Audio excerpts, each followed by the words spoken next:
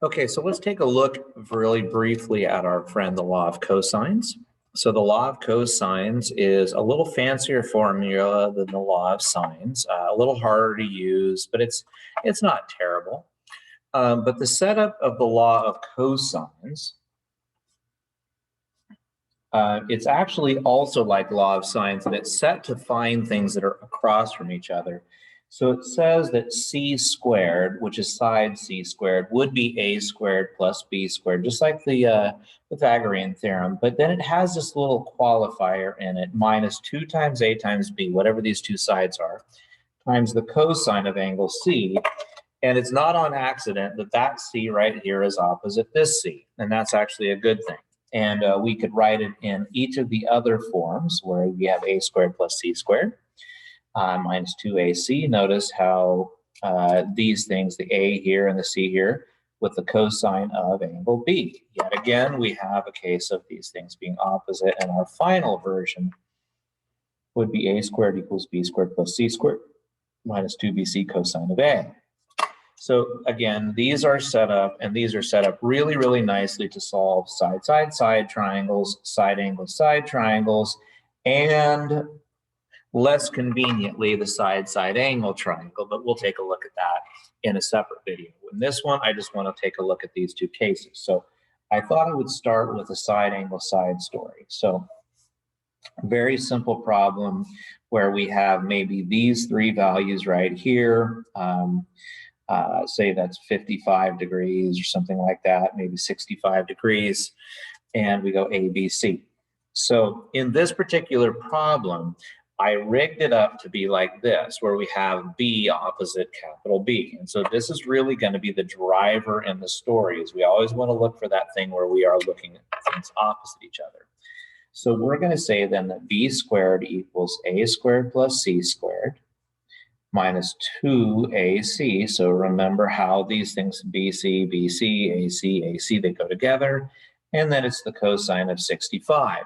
Well, what's really super nice about this is all of this just runs. Those are all simple values. So we could just literally type that in and let our calculator do the order of operations. So I had 11 squared and 13 squared minus 2 times 11 times 13 times the cosine of 65. It just all flies. And so what I now have is that B squared is 169.13. And then all I would have left to do is take a square root of that. And I would have then that the side of B would be 13.005.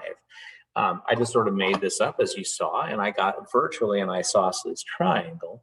And so if we wanted to keep going, now the nice thing is we are in a situation where we do know an angle and we do know a side across from it, so we could use the law of sines to find the missing one.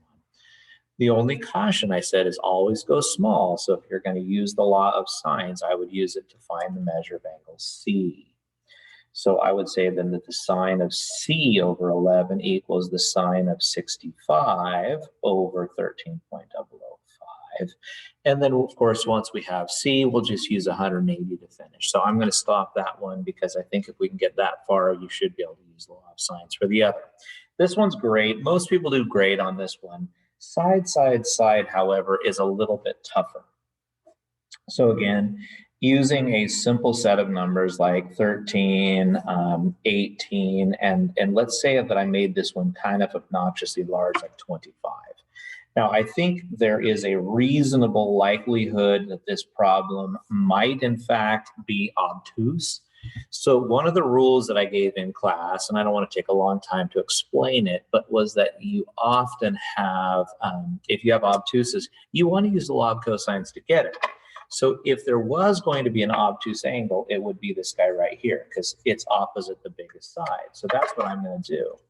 I'm going to say then that 25 squared is 13 squared plus 18 squared minus 2 13/18s times the cosine of C. Now, I don't know what C is, but I've noticed that some of you have had a little hard time with your order of operations on this. So the first thing I'm going to do is I'm going to take this 25 squared and I'm going to get 625. I'm going to have 169 here. 18 squared, I think, is 324, but I'm checking that to the side. And 2 times 13 times 18 is 468. Now, when we're solving a problem like this, the first thing I would want to do is I would want to take 169 and 324 away from both sides. So I'll take the 625 minus 169 and 324 both. And so I'm down to the fact that 132 is equal to this little expression right here. So let's divide both sides by negative 468. And so I now know that the cosine of C is this ugly little decimal right here. And take the inverse cosine of that answer. And I got that the measure of angle C is 106.38 degrees. And of course, once we have that angle right there, then we're off to the races, because now that we know this one, we could use the law of sines one more time to find one of the other missing angles. And I don't need to worry too much about using any kind of version, because it's going to work. So hopefully that helps. I will see you back.